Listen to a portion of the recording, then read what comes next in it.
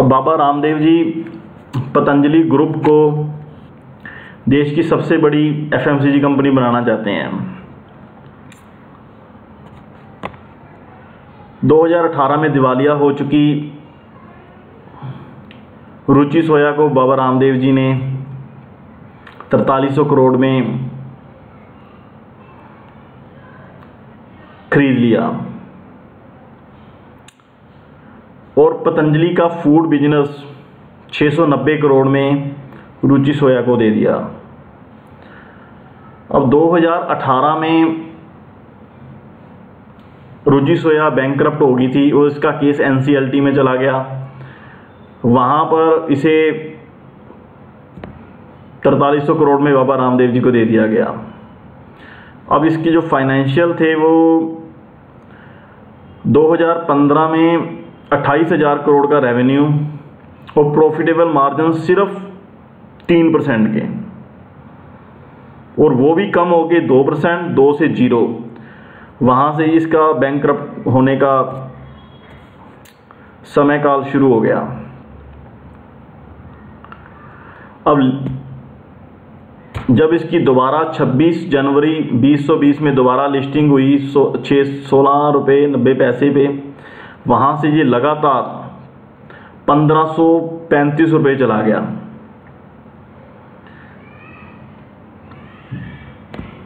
अब बाबा जी की एंट्री के बाद इसके फाइनेंशियल मार्जिन जो थे, ऑपरेटिंग मार्जिन, प्रॉफिटेबल मार्जिन, वो 3% से बढ़ के 6% हो गए और रेवेन्यू 24,000 करोड़ का। अब इसका जो एफबीओ आया था वो 650 पे आया था और उस दिन इसकी लिस्टिंग हुई थी 850 पे।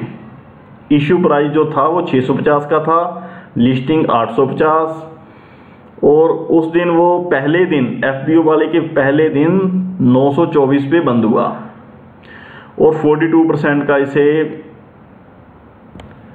गेन मिला एक दिन में, और मिनिमम इन्वेस्टमेंट थी 12,915। तब से ये अब तक एफबीओ आने के बाद ये 900 से लेके 1200-1300 की रेंज में घूम रहा है। और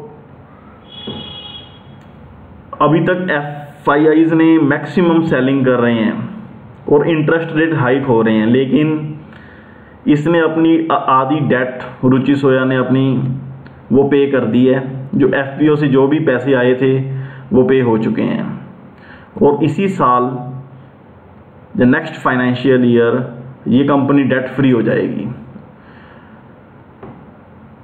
और बाबा रामदेव जी का ये मानना है भी हम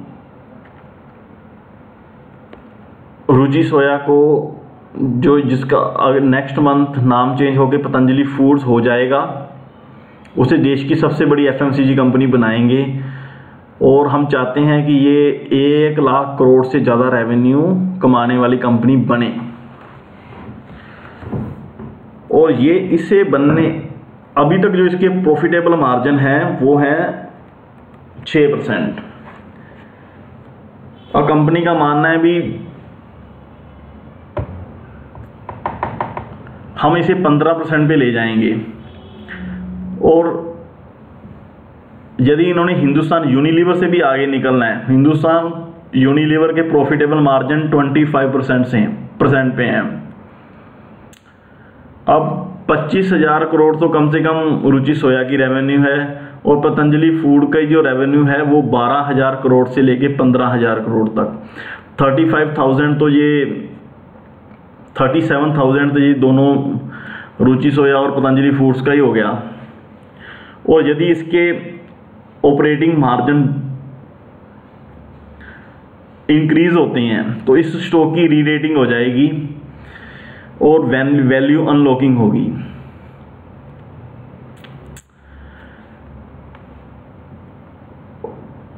अभी तक ये स्टॉक आज की क्लोजिंग प्राइस पे ये 980-1000 के आसपास चल रहा है, तो इसकी री-रेटिंग होने की संभावना है। ऐसा ही कुछ सत्यम के साथ भी हुआ था। जब सत्यम को टेक महिंद्रा ने खरीदा था और वहाँ से टेक महिंद्रा की बहुत बढ़िया री-रेटिंग हुई थी।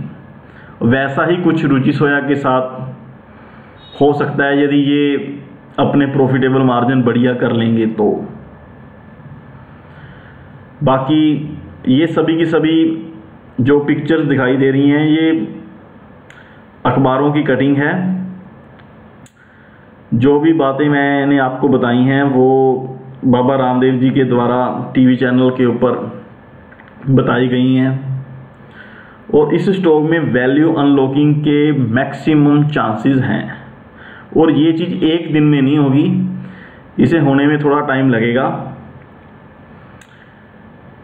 और थोड़ा सा मार्केट का सिनेरियो भी ठीक हो जाए।